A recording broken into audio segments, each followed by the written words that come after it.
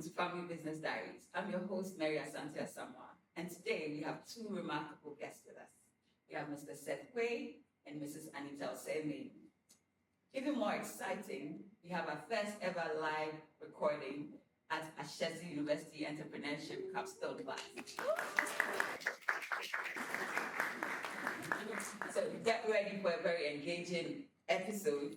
All right, this time I'm going to do things differently. I'm going to allow our guests to introduce themselves. So, ladies first. So, Mrs. Anita, introduce yourself. I'm Anita Osei-Manu, a director of Amalena Children's Theatre, family business. So, married, 4 kids, and I've been with the family business for the past 18 years since I graduated from Ashesi. So.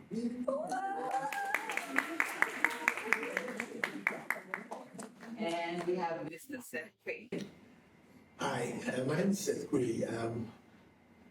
I run a mind support services business, amongst other things, and I work with my children.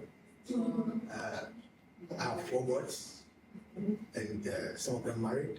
3 of the boys are working with me, and some wives. And some wives. So we're going to jump right into the discussion. I want to talk family business. So I want you to tell us your story, how you ended up in the family business. I'll start. I'm doing the ladies first thing, so I'll come to that. But how did you end up in the family business?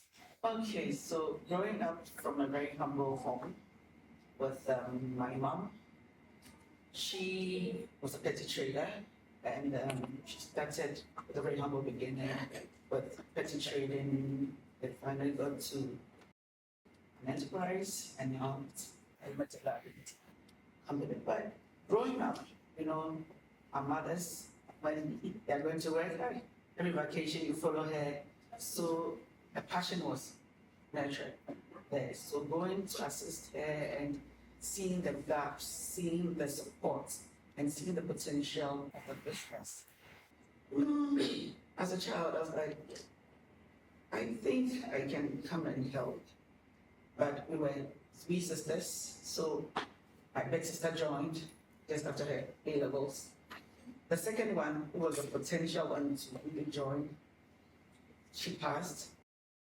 Because at a point I was contemplating, okay, there are 3, 2 can sacrifice, I can do something else. But when she passed, I was like, no, I don't have a choice. I really need to get this thing done.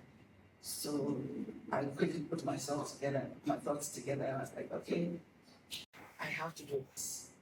Because we've seen the legacy that Mommy has begun, and we saw the potential of the business. So I was like, quickly, after school, I have to be in this. So that's whatever I've gotten or learned from school, it will be a good platform for me to really experiment or test. And then you get more. Interesting. So Mommy started it and then you joined the business. Now, a different perspective. In this case, Mr. Quaye, you are the founder. So please tell us your story. Yeah. Well, before founding, I worked for somebody, so I did run a business for 20 years, somebody's business. When he fired me, I decided that I have to come out. Well, actually, yeah, I think so. I think that was a God move, actually. Personally, I believe in family business. I actually believe that family is business and business is family. You can't, somebody mentioned a comment earlier before we started that it's not good to work with family. I think that's not true. I think family by nature is implicit trust. And trust is what you do for business. If your family hurts you, it's easy to forgive, isn't it? So staff turnover can be controlled in that sense. But going back, I think I personally wanted to start a business even before I worked. When I finished my university, my master's degree and came down to Ghana, I told myself I was going to work for 5 years and start something. At that point, I wasn't sure what I wanted to start, but I knew that I would like to be my own business. So I applied myself within somebody's business, for just like multinational actually, and I worked with them for quite a long time. But in that process, as I had my kids and they were going to school, I mean, they tell you maybe because I didn't have much to talk about, but mostly I ask them questions about what can we do as a business. They never bring any idea, but well, apart from maybe taxi and that when you save money. So it was there. Yeah. Also for 20 years I was working with this multinational, and then something. Well, I think let me go back. After 10 years of working, I wanted to start my own business. So a colleague of mine who I was working to, I said, why don't you step out and let me step you up when I leave and move that place. But it's not everybody that have the hands to step out, so stay until the inevitable happen. That's a story for another day. But like I said, I believe that the first entrepreneur ever was God himself. He said, let it be, and he created. And when he created, what did he do? He put his son Adam to manage it. So I think, for me, and that's what I'm saying, that I think it was God's intention that we all become creators of whatever business. So that is my definition of it. And if I create a business, why not my children follow me to it? But aside that, in my business as well, everybody feels like family, because I treat workers as family as well. And so my business is 10 years old. We're actually in our 10th anniversary. Started very modestly, and I think right now I think we are one of the business is a competitor, so sometimes I think we are probably the number one in the industry. It's one of the best. Okay, so yeah, that's how it started. So when I left, one thing that helped a lot was that when you are where I worked, in fact, when I left, a lot of people were surprised. They thought it was my business. Okay, and the thing is that I work as though it is mine. That's also illegal. See, the Lord tells us that when you find something to do, do it as though it's unto the Lord. And that's my personal attributes. So when I left, a lot of guys were, oh, just it was your business. So people were calling me to give me opportunities because of the way I served them when I was working for somebody. So I had a very good smooth start, I think. And now, 10 years down the line, my 3 boys are working with me. 2 of my daughters-in-laws are working with me. And we are a business of about 75 people permanent. We employ totally about 300 people. So we are growing. Is that it? Yes.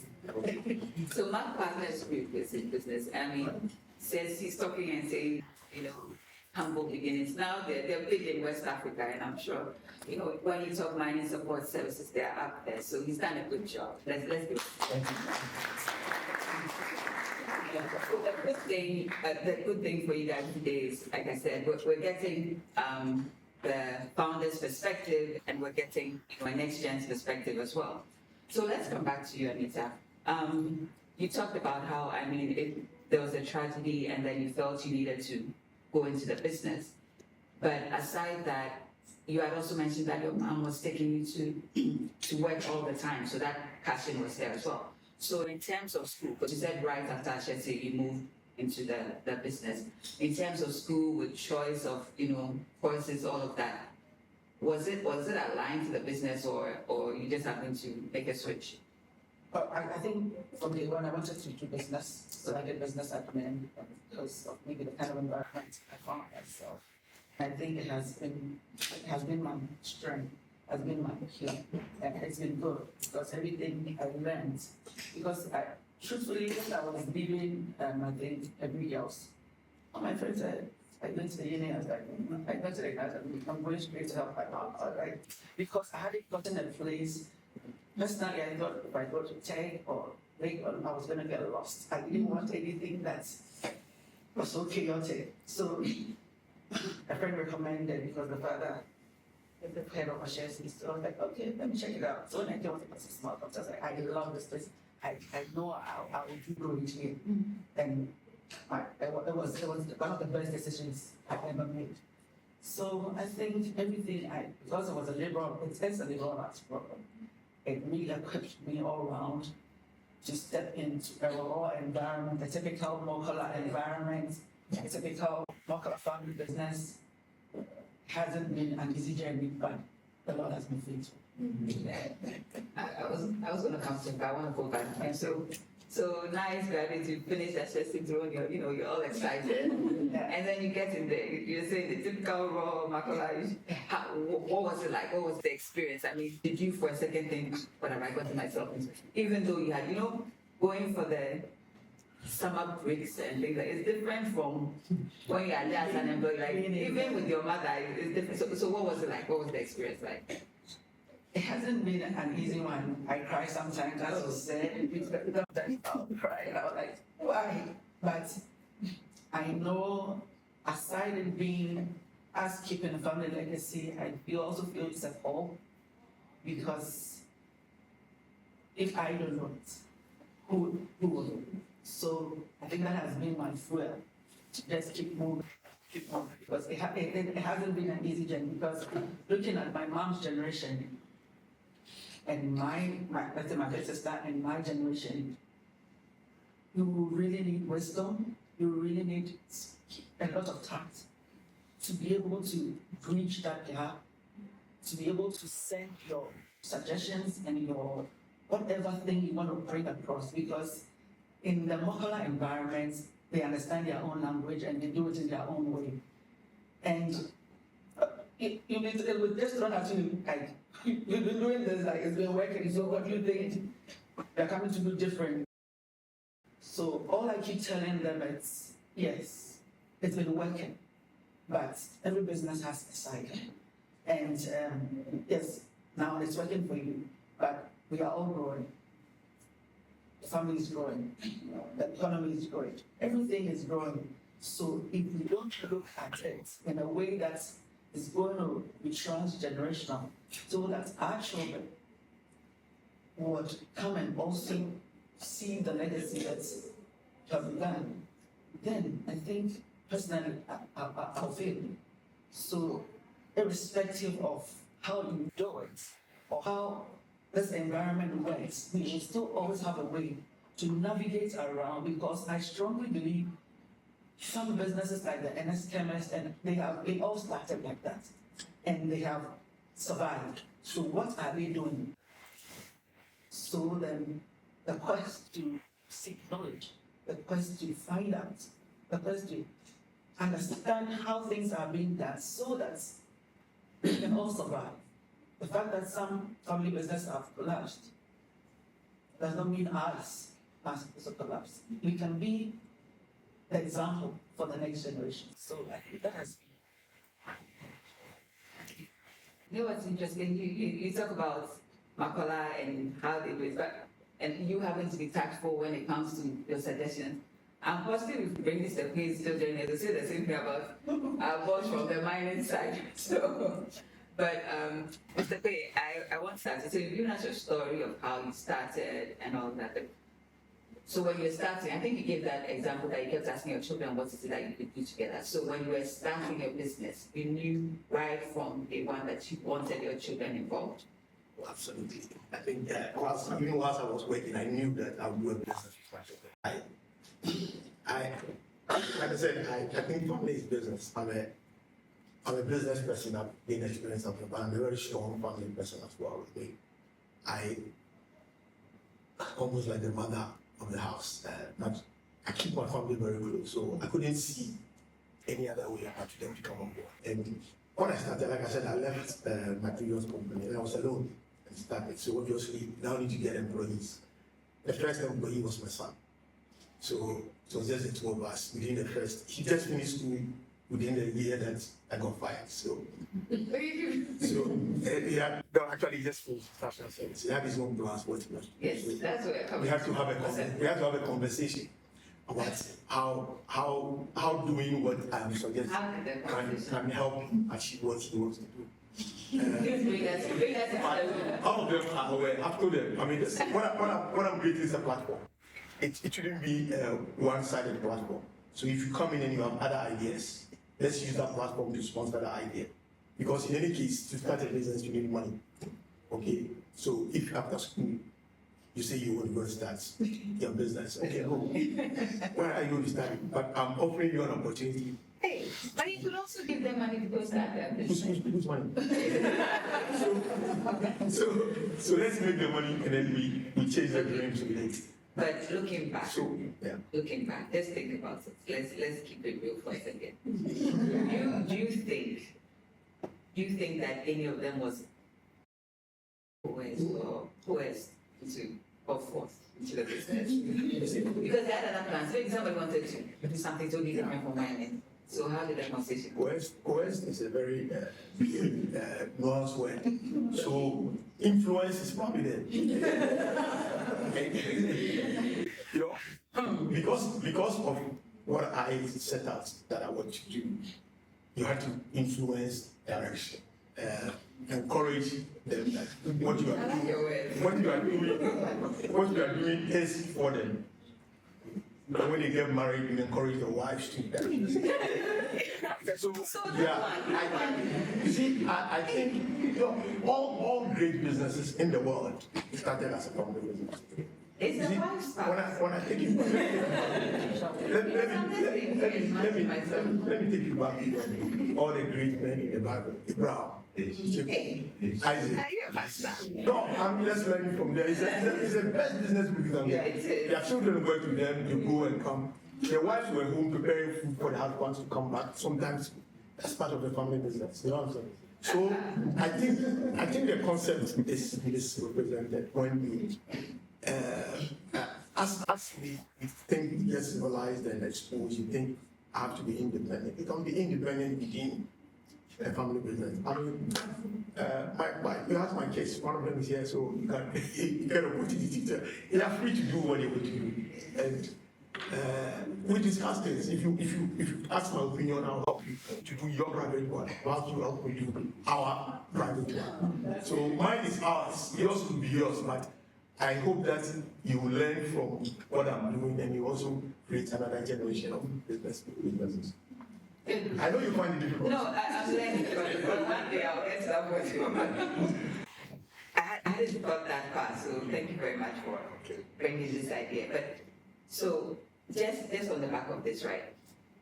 What do you have in place to manage sustainability? And we're talking, it's getting very complicated. So because we're talking not just children, but their partners as well. Like, how are you managing the governance? Don't bring your house right. Like, how do you manage everything? Okay, I think the business is 10 years old. I started with one son. I think within 2 years, and now I'm joined. But obviously, I do, because I have a business background where I know there are structures that needs to be. So even right now, none of my kids really are on top.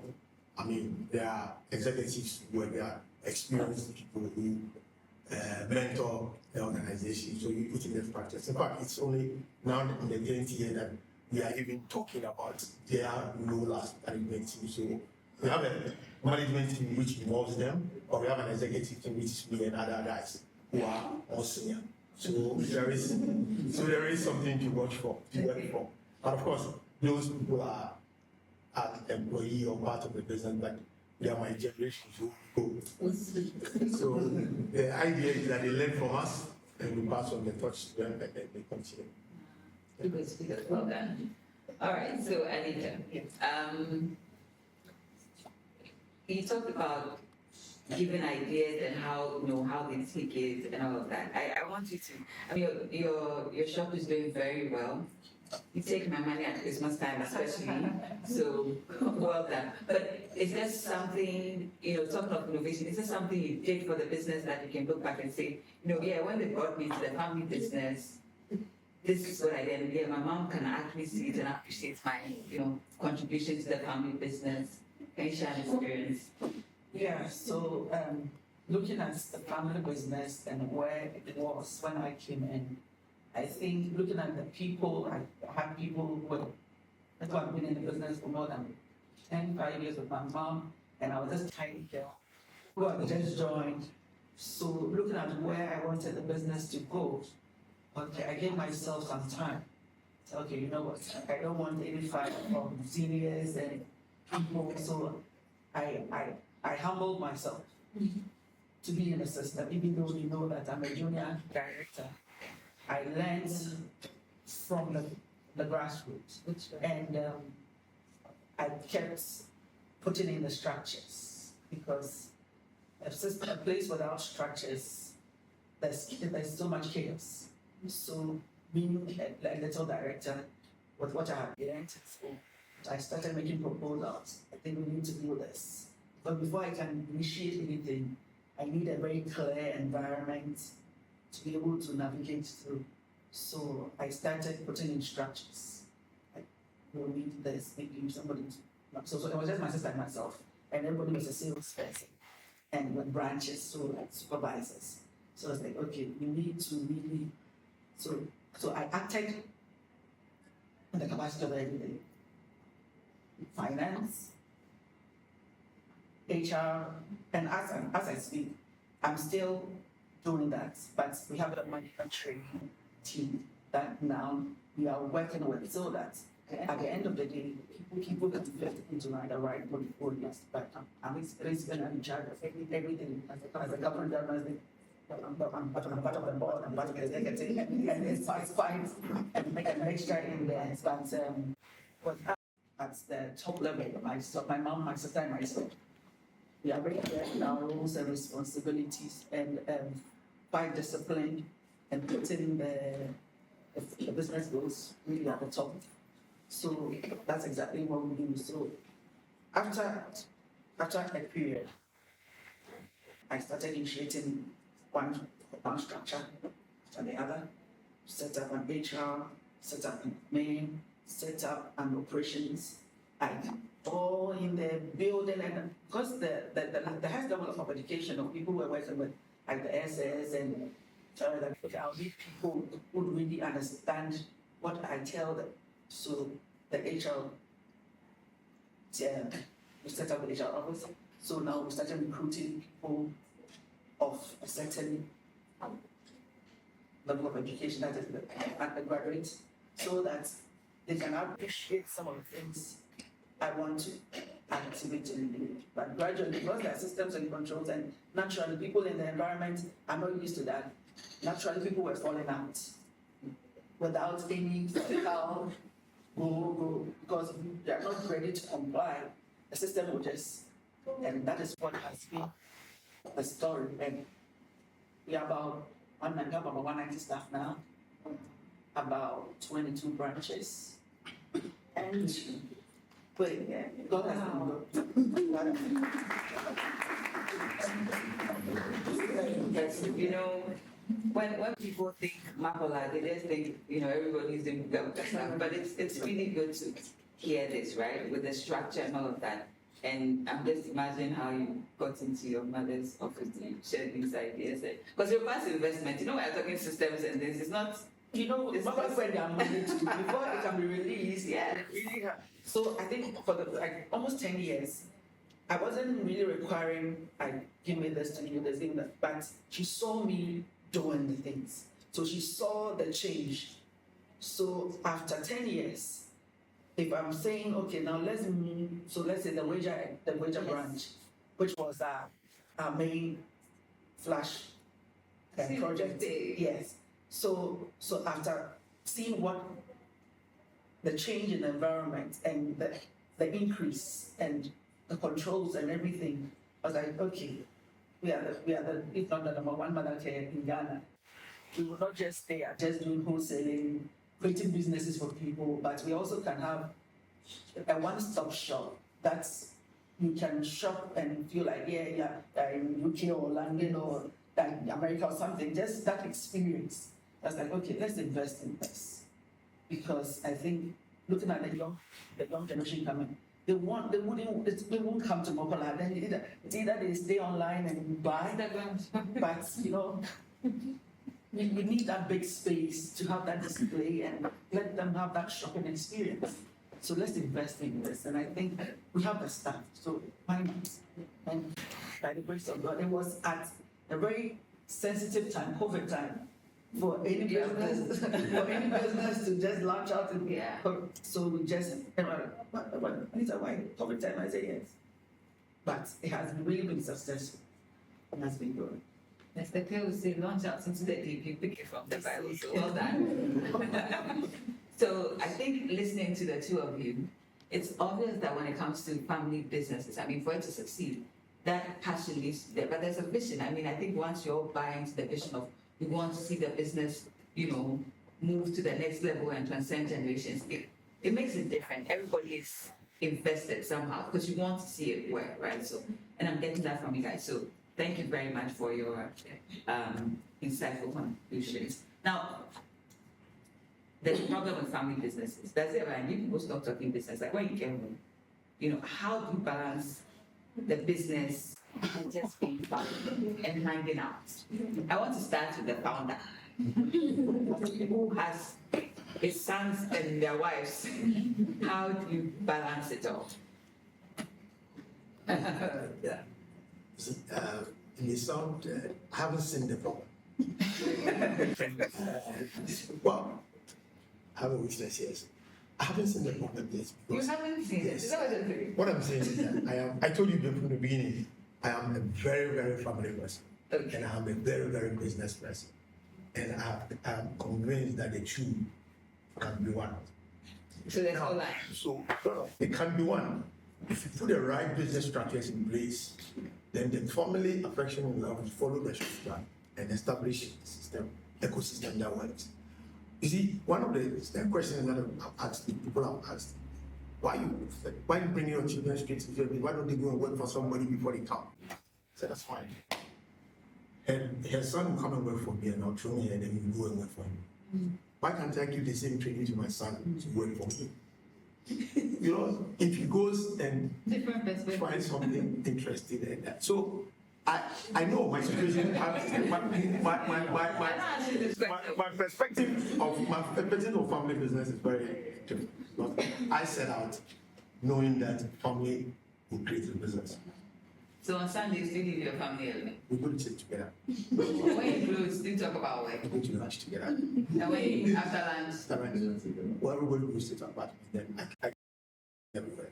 I'm always in everyone's space. You don't send WhatsApp message saying this has to go here, this mine needs. Oh, that was especially well, it's true. Especially my son. He thinks that every conversation is business, but why shouldn't it be? Yeah. So wait. So if you are not talking about, if you are with your family, you're not talking about children. You're not talking about themselves. There's also something that you are all involved in. I think that it is a very good situation that when we are talking business, it's like we are talking family. When we are talking, but because there are other people involved in the business, you can't talk all business with him. That's why she reasons when they're there as well. Yeah. So I'm not sure. You see, I wish we have time. I can break things down and you realize that we are rather making a mistake the other way around. Okay, let's see. Let me take you back to the Bible. When Jesus was lost, and they went to look for him at the age of 12, what did he say? I'm about my father's business. His earthly father was a carpenter. That's where he started. Then when it was time to go and follow the other one, he went. Yeah. What do you think Joseph and Jesus would discuss when they are? Hey. What do you think? So I think that we have created, there are theories around how to integrate, whether to integrate, especially in Ghana. And one of the ladies mentioned this in the beginning, was that you don't work with family because some people even went to the state and say your family is the one who will hurt you. So they don't work with them. That is the reason they are not succeeding. If the family is really family, then don't expect that he's coming to hurt you.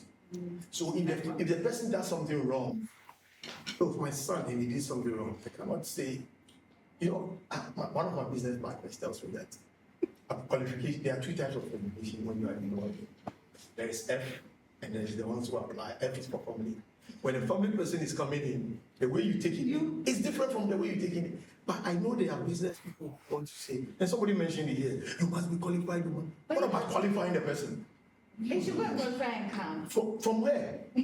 What the experience I have will qualify her son to be able to go and work for him. So why don't I take my son and qualify him to work for me? Okay, but then you don't bring them straight to the top. I think we're just coming from None of my children are in the top of the organization, right? Even now. simply we're talking about the balance. We have to The balance is, I think I started by saying that for me, and my children will tell you, my wife will tell you, that for me there's no separation. we will find your children and get their perspective on this one. So this is the founder's perspective. Let's listen to the next gen. Family business. Well, I think I really appreciate the things that he's saying because the best people to work with is really the family because and as you said in the century you can easily forgive. We are in a situation where about 80% of families in Ghana is broken. It's and the heads and because of what they have seen and it's not even encouraging anybody to associate. But I think if we really look at it and building strong families, I think great things can be birthed out. So our family is our family project. That as much as the family is not as strong as his is, it's a work in progress because we have always been working, and You take breaks. sorry. You leave the work to say, oh, this Saturday we are going to the beach. Nobody should talk about work. We don't, but we'll get there. So as I speak, I have come in for 18 years and now have my niece Nanaja, which is right there.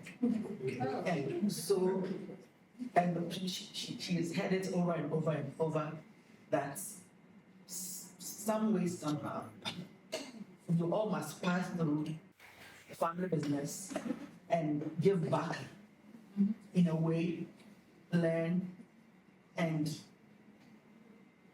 come and support in one way or the other. And now we have about 8 nieces, and not all can be in there, but some can be. So it's not a work in progress because Anajo is the first, so Obi is there, Obi is doing medicine, so she's really off our business track. She's doing business, so she's the first target we have. First target we have. So You are sounding like him all of a sudden. yes, we've been having conversations, and she has been back and forth. And she's interested, or she's being influenced. She's been influenced. Because I think she's been doing her service even with us. Hey! Yes. So that before she goes to do her master, she can have a better understanding of what she's coming back to help with. Yeah. Yes, and after her service, she's going to also go and explore because to some extent I'm in there holding the fort and she needs that professional exposure because in that space there's much she can learn there. So she will come in, go out there to explore and learn and bring what he has gone to learn to come and build on what I have done or where I'm going. So Okay, so I'm going to ask one sensitive question. Both of you, I mean, just based on the journey, do you have any regrets? Is there something you wish you could change? I mean, looking back, just on your journey and where you find yourself now, is there something you wish you could change? I would say no. I think it's one of the best decisions I made because when I'm working, I work with all my heart and everything that I have. And I can say I've given that to my family and it is showing still. Yes, there's no regrets. I'm seeing what I want to see and it's going to get better. So I don't have a regret. I just don't want you to repeat what he said. I will let you say the same thing, but I want you to repeat it. I think I started earlier. as a family. But at the same time, I tell myself, if I didn't go through what I went through, I may not be as good as I am. So I think there's nothing that I would like to change. I have one son who is did robotics. So, but even that we are trying to create a platform. We are trying to create a platform to start a robotic business. I wanted to add a comment that I said in the beginning that I started it as it's a family business, but it's a platform. I'm saying, I mean, if you get an idea, I want to do X, I will help you do the X. If you want the family business to invest in that, we could be a shareholder in that business like yours. So there's avenues to other things. Okay. But I think the family is the best place to learn. Okay. I think if you look at the Israelis, look at the Jews, look at the Indians, look at they are doing very well. Why is it that in Ghana alone we frown on family business? And you see, there's a part of my own that I have been to keep my telling you shock all of you. So We're interested. You want to talk with you were worried about whether we discuss work or what? Yeah. We work together, we live together. So Hey, where is this place? This is a bond. Yeah, it's a bond. I think Abraham. We'll call you Abraham. No, so I think it's a. But, all right, you mentioned something about sharing, so let me just touch on that. One of the fears that most next gens have when I talk to them is the fact that sometimes the founders don't like hearing things like succession planning and giving you shares or making sure you're covered, So then founder passes away or steps back and there's an issue and then you realize you've slaved away all these years and you have nothing to show, right? So I hope that for you guys, you've talked succession planning, you have things in place, this bond is tight, even on paper. Are we good? Okay, yes, it is. Look, I am 100% now. This 10th year, this 10th year, we have started discussing some sharing. Even that one is going to be invested. Okay, for some time. The issue is that it's not about a strong family. If even I didn't run my own business, my estate would have gone to find. If it's written. If it's written. Well, who will come and fight them? The only thing is to fight among themselves if they fight, but who is going to? Okay, so if it is written, but that would be in my estate, that would be in the will. Yes. So they would generate. So my admonition to founders and my children is that you are working in the business, but you must take as an owner because you are an owner. If you are not an owner now because of shares, you become an owner when I pass. Unfortunately for them, I'm going to go at 90. So it's a long way. It's a very long way. But the ownership mentality as a family business should be first in your mind before you are giving shares. If it is just because of the shares you are being given, then you are not really doing it for that passion. So I remain 100% as of now. And we have, because of the 10th, as part of my 10th anniversary, I'm gifting some for them to feel that I mean what I said. But you talked about succession planning. I think I rather discuss succession planning more than any day one. Really? Oh yeah, I'm always on their case. Who takes over? Why? Come, I want to stay back and watch you do it. That's good. No, for me, it's, you see, the point is that if you want to bring them along, then you must let them understand why you are bringing them along. I'm not bringing you to come and slave for me. I'm bringing you so that I rather slave for you to succeed, so that they can pass it on to their children.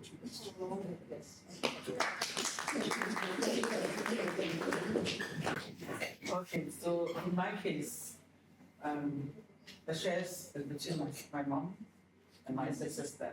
50, 25, 25%. hey, one second. Yeah. That's how is as of now. So Written. yes. Okay. I think you like the written. Because without the written, there's nothing yet. Yes. So that's what it is. So, and our children will be joining. So, yes, so what do they stand to benefit? As they have to come and work, you have to see that ownership mentality still with them. because you cannot entrust this big thing in your hands when you don't have that ownership. In listening to you, right, at the beginning, you sounded like a next gen. When you start talking about the And children, now, you talk like a founder. It's not a few streets. but now, But that's true. but mom is 70 next year. And so myself, we are almost at judging everything. So we have to look at the next. Yeah, so that's what we are doing. So we continue our structures and good succession plan so that, and we have diversified in other things too, so that that's it. We have a school. And then RSI was 10 years. Yes. RSI was 10 years, and I think this year. So as part of what we wanted to do, because the students be one stream of income. So we're like, okay, mama asked, what can you do? I was like, okay, I've always wanted to have a school. It's like, okay, so after proving myself that I can, if I'm given something, I can come up, create something. I was like, I wanted to do school. So it's like, okay, how much do you need? So How much do you need? I The got it. money is coming from the business, right? Yeah, for the It's still, That's what I'm saying. she's proving you right. That's what I'm saying. And now RSI is a branch. We have, so if you can do the mother care as education, you can branch into, and you also go into real estate. Hey, So different things, so that at the end of the day, they can like have options. So that they all don't get crowded in one place and, you know. So that's what's, you know. Okay. This has been good, right? I don't know what it's like in the panel, but there's a lot of similarities.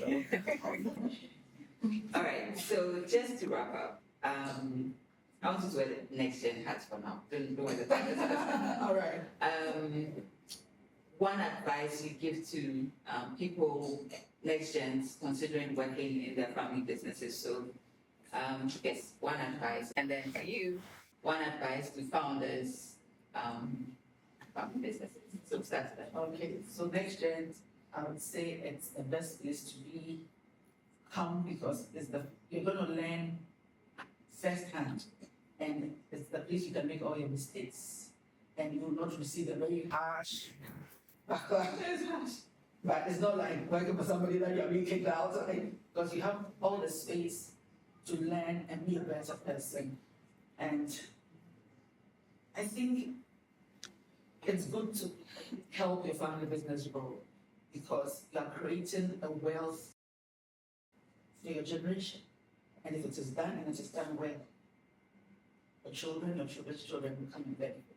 Than them taking applications around looking for a job. That's really important. Yeah. I think I would say that if you start a business and you believe that it's a family business, then it must you. I mean, you I cannot say this is my business and this is my family. Then it's not a family business. A family business is a business which intends to have a family or a family which intends to go into business. So that's what it is. If you look at it separately, then you start watching out for a family which is not for business. Or you get what I'm saying. So for me, I see that all my children, they are smart people and then how often to come into the business. So then the question is how or which part. And like you said, we're also trying to diversify it. It sounds as if you're really saying that. There's a school here, there's a farm here, there's that here. Have a training school. Yeah, that was training school. So basically, you see, when you all come together, like, the opportunities are wider because their own ideas will come to make it own. And you use the family money into the business. Yes. So then, because of it, I think there's too much negativity, especially in Ghana, about working with family and about family in general. I mean, if you cannot trust your family, but you can trust what your workers, it doesn't make sense. So I think I just believe strongly that you must do that. And when you start the business of your treat people the business as though they were families, and you will help your family move forward. Thank you so much. Thank you very much, Mrs. Seth Quaye and Mrs. Anita Osei-Manu, for sharing your stories. I mean, MacPartners Group and Amalena Group. It's just interesting listening to your stories. I can see this one was said, we're transcending generations, so thank you very much. So after listening to this, do you guys have questions?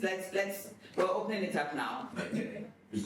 One of many trying to do the panelists that both speaking very highly about working family groups. I want to ask, what are some common mistakes in family groups that should avoid families?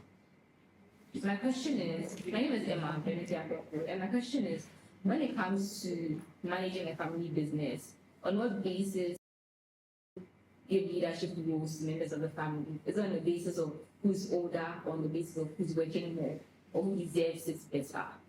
Yeah. The question that I actually had to say about that, yes. But then I realized that one thing that I said that was a strong family builds a strong business. And then I wanted to ask, how do you build that strong family outside of this business? All right, so the first question is common mistakes to avoid. I think, like I said earlier, I mean, the notion that some member of family is not worthy for business, or he has to achieve a certain quality for that business, should not be a textbook definition. It must be your interest. What do you want your kids to do in the business? Then you prepare them for it. They go and acquire certain habits from elsewhere and come into your business. And when they come and you are not agreeing with that habit, then it creates a problem. So if you start with the end in mind, then I think you go far. The second question was No, let's do next one. Okay, so, family is very emotional. So if we can be able to separate personal and emotional things away from business tasks, we can be able to survive. Because the moment we bring in emotion, it crashes everything up. So as much as we are in a team as a family, there should be that thin line or that thin discipline between work and family. If that line is drawn properly, I think we should be fine. I mean, to add to what she said, I think one of our problems as Ghanaian family businesses is we avoid the difficult conversations, right? You don't want to have those very sensitive conversations, so you keep sweeping things under the carpet, and then one day it just blows up. So sometimes, in terms of what to avoid, it's important to just conversations right when they come up, right? So that you don't pay a bigger price later. So that's what I also, I have to dilate it as well, but it's important to engage professionals. She talked about emotions, and you just sitting at the table and talking, it sometimes doesn't go well, but when you engage lawyers, get people on board, there are people to guide you, and I think that helps as well, at least in my experience it did. So, yeah. Okay, so on what basis do you give leadership roles? Mr. Founder will start.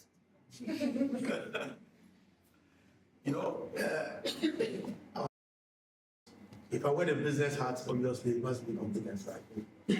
But I've always had a certain concept in my heart that they say, right, first one, second one, third one. We don't break it. And they tell you, even to the extent that if we are going to go in the car, the first one must decide whether it's so.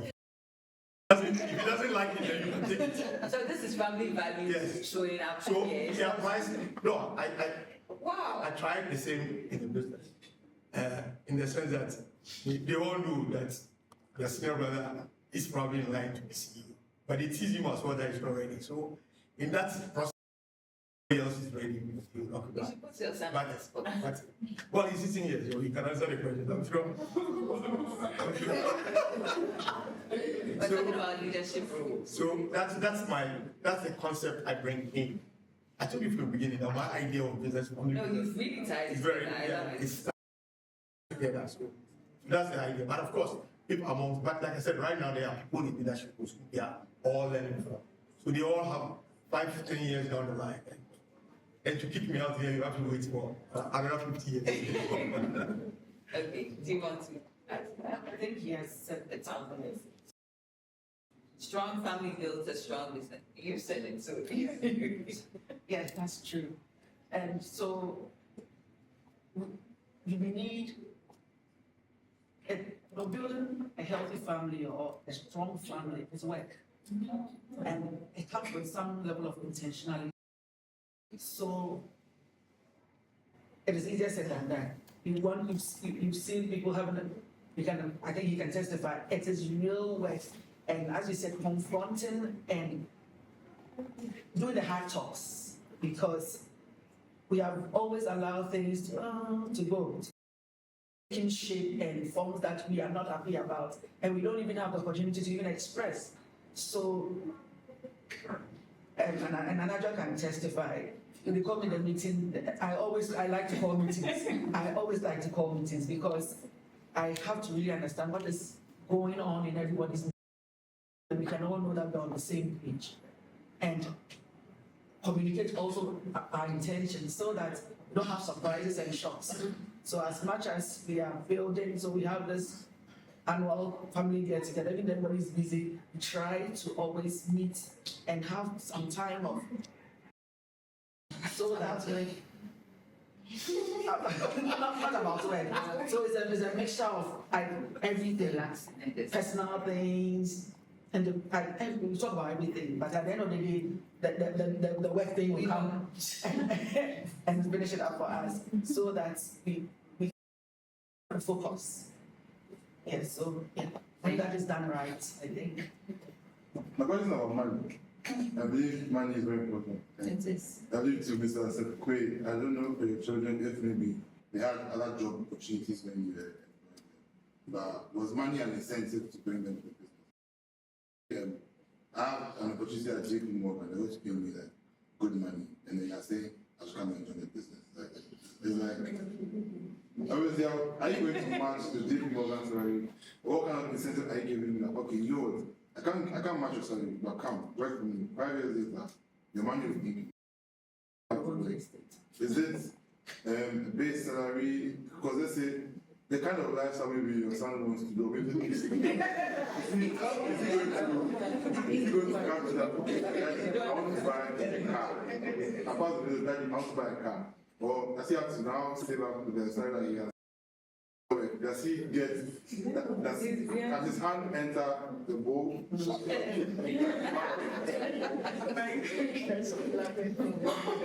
should answer this one? I was going to throw the question to my son to answer. Yes, I actually was Ashesi ago. When I finished, I had progress. But from my experience with the different internships I did there, I knew I didn't want to go back into the corporate world. I did. So I had a plan to start my own. Then here comes Seth Quaye. He put up agreements. And what he provided, more than, it's not about the money I was going to earn, it was the flexibility to support the family business while still venturing out on my own. So that is what sold me on. I could do both. And that was enough for me. It wasn't about what, it wasn't about matching what they were giving me, it wasn't important to me. It was, can I do what I want to do? That's one. And the second part of the question was, Can you dip your hand, like, can you live your life as you want through the company? not with the company money. Company money is company money. If my role has access to the money, but there are factors in place. If I want to do something, the company work. And if I want something for myself, I have my salary for that. And I think that is how we should do it. I'm not sure if I understood from the discussion the difference between next-gen family business and founders. So I would like to hear a bit of that. And then the second question is to Mr. Quaye. So you said that you work with your wife and then your son and then their wife is right? Only the wife is sorry. Why did you do the wife? I'm very interested in the one. So his wife is not included, his 3 sons and their wives. Who's the boss? Okay, so in that case, so let's assume that you're working with her. So usually, you have the paternal side of the family and then you have the maternal side. So in a case where maybe, let's say you want to bring your brother's sons let's say you have 5 of them, like let's say 3 or 2 kids from your brother's side into the business, how do you think your wife would feel about that? Given the fact that maybe a family side is not included in the business, they don't want to give you something like that. So before he answers, sorry, I should have given that clarity. So the founder is the person who starts the business. That's the founder. The next gens are the children and the folks who take over after the founder. So I'm a next gen. My father started. Her mother started, so she's next gen. So next gen is just those who take over after the founder, or those who work in the business after the founder. That's what it is. Are we good? All right, so please over to you. Okay.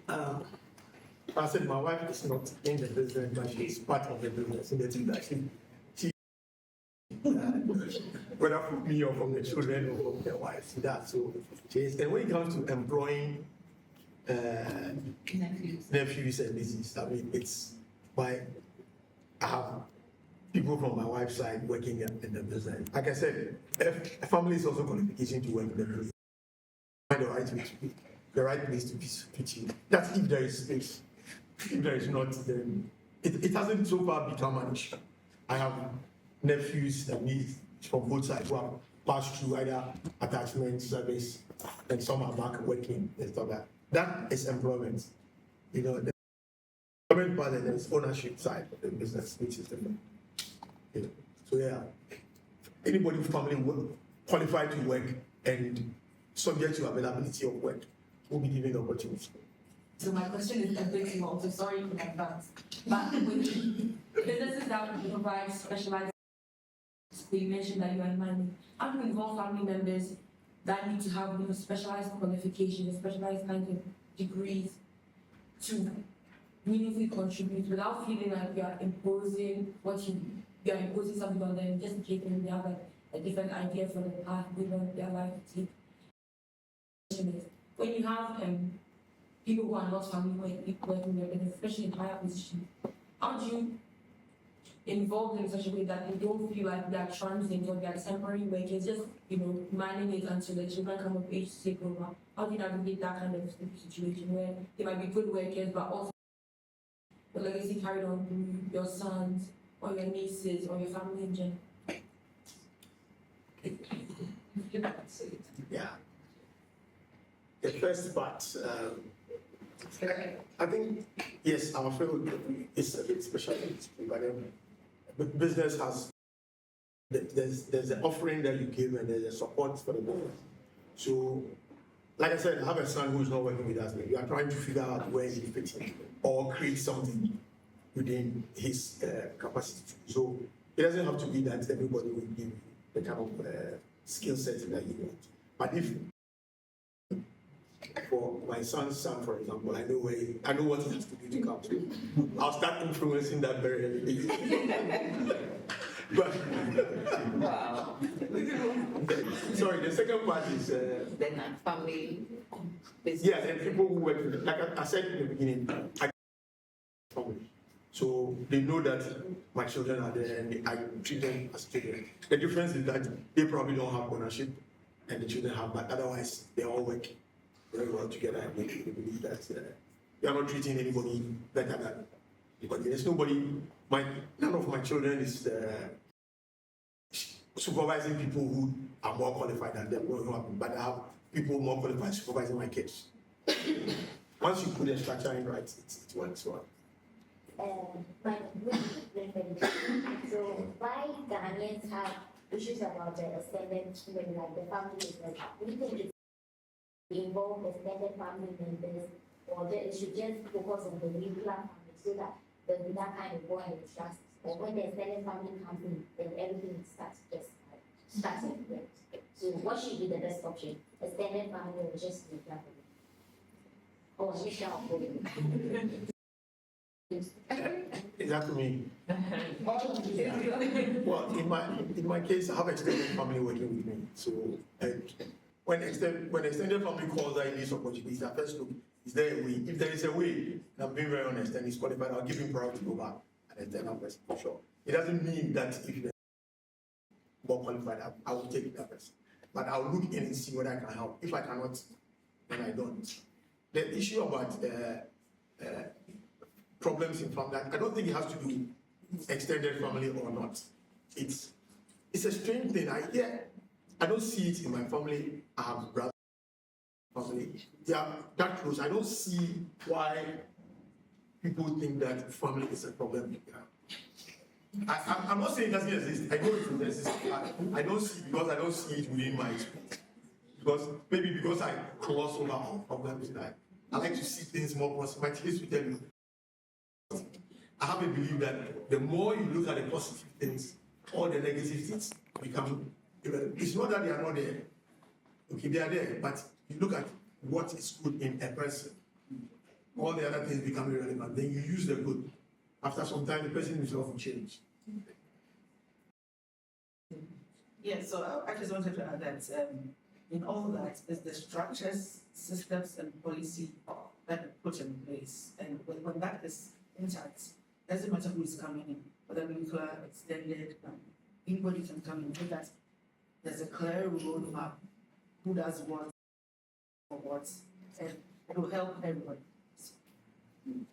All right, so thank you very much, Mr. Seth Quaye and Mrs. Anita Osei-Manu, for sharing such interesting and very deep points with us, Mr. Abraham. To our audience, our live audience, thank you so much for your engagement. Thank you for the questions, the comments. We're truly grateful. To our audience online, thank you very much for joining us on this episode of Family Business Diaries. We release new episodes monthly, and you can catch us on all podcast streaming platforms and also on our YouTube channel. You can also check us out on familybusinesshub.co and follow us on social media at Family Business Diaries for all the updates. Thank you very much. See you on the next